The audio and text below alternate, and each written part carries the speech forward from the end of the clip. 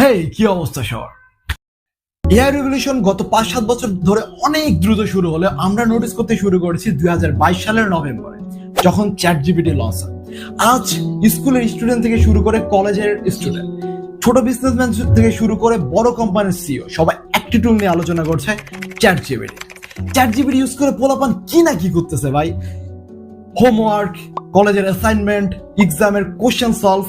যে বাটার জীবনে একটা লাইন কবিতা আসে না, সে বাটা বড় বড় কবিতা লিখে তার গার্লফ্রেন্ডকে ইমপ্রেস করতেছে।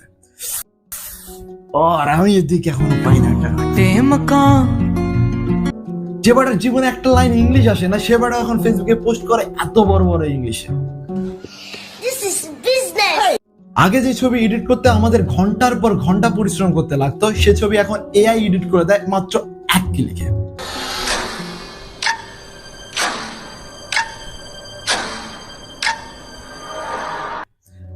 আপনি ইমেজ দিয়ে এমন ধরনের ভিডিও এডিট করতে পারবেন। I love you, Shawon. যে সত্যি যদি প্রপোজটা করতো। আজকের ভিডিওতে আমি এআই এর ফিউচারে কতটুকু আমাদের জন্য ক্ষতিকর তা নিয়ে হালকা পাতলা আলোচনা করার চেষ্টা করেছি। সো शुरू करते हैं बिना किसी बकचोदी के। We automate away all the jobs. Every technological revolution leads to job change, and this will be no exception. Concerns over the rapidly expanding use of artificial intelligence. The danger of AI is much greater than the danger of nuclear weapons. The machines taking over is a threat for everyone. It's a threat for the Chinese and for the Americans and for the Europeans. Just like a global AI সবচেয়ে বড় risk যে সেক্টরে রেখেছে সেটা হলো job market. মানুষের এই বিষয় নিয়ে অলরেডি ভয় হওয়া শুরু হয়েছে। যেহেতু এআই অনেক কাজ মানুষের থেকে অনেক ভালোভাবে পারে, তাহলে why not AI can replace human being, and that's true. আপনি যদি ইতিহাসের দিকে তাকান তাহলে আপনি দেখতে পারবেন যখনই কোনো নতুন টেকনোলজি এসেছে তখনই তার ইম্প্যাক্ট জব মার্কেটে পড়েছে। এই যেমন ধরুন, যখন আমাদের ফোন ইন্ট্রোডিউস হয় তখন ল্যান্ড অপারেটরদের চাকরি চলে গিয়েছিল।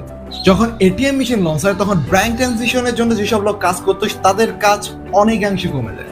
বাট এআই রিস্ক অন্য সব টেকনোলজির থেকে কয়েক গুণ বেশি। কারণ হলো এআই প্রায় সব সেক্টরে নিজের অবদান রাখতে সক্ষম হয়েছে। এমনটা প্রথমবার হয়েছে যখন কিনা ক্রিয়েটিভ লোকজনদেরও জব হাই রিস্কে রয়েছে।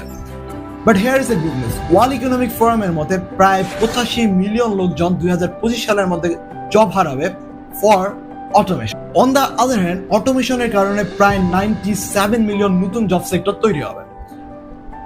যার মানে হচ্ছে AI is not a job killer, it is a job category killer.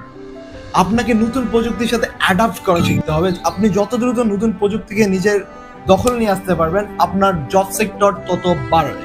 So AI কে একটি টুল হিসাবে ইউজ করা উচিত।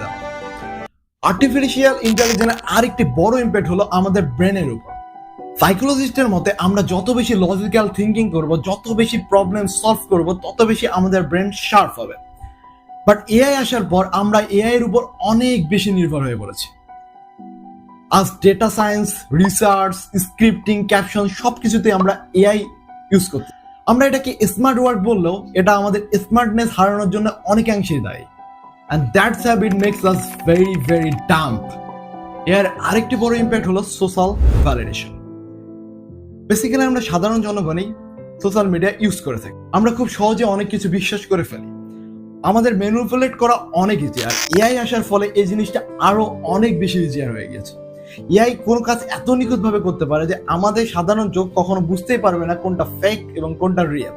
যার ফলে আমাদের ম্যানিপুলেট করা আরো অনেক বেশি ইজি হয়ে গেছে। এর ফলে সোশ্যাল মিডিয়াতে আমাদের blackmailing, scamming, propaganda, fake news আরো বৃদ্ধি পাবে। And that is the biggest threat for human being. কারণ আমরা সত্য মিথ্যার পার্থক্য এখন খুব সহজে করতে পারবোই না। এআই এর রেভলিউশন অলরেডি পৃথিবীতে হয়ে গিয়েছে। এআই এর খারাপ দিকগুলো অলরেডি আমরা অনেকেই জানি। বাট এআই এর রেভলিউশন আমাদের পক্ষে কখনোই কমানো সম্ভব না। কিন্তু আমরা যেটা করতে পারি, আমাদের মানুষজনকে টেকনোলজি বিষয়ে জ্ঞান বৃদ্ধি করাতে পারি, সোশ্যাল অ্যাওয়ারনেস বৃদ্ধি করতে পারি, যাতে তারা ফেক নিউজ, প্রোপাগান্ডার শিকার না হয়। সো ভিডিওটি এই পর্যন্ত ভালো লাগলে অবশ্যই লাইক, কমেন্ট, শেয়ার করুন।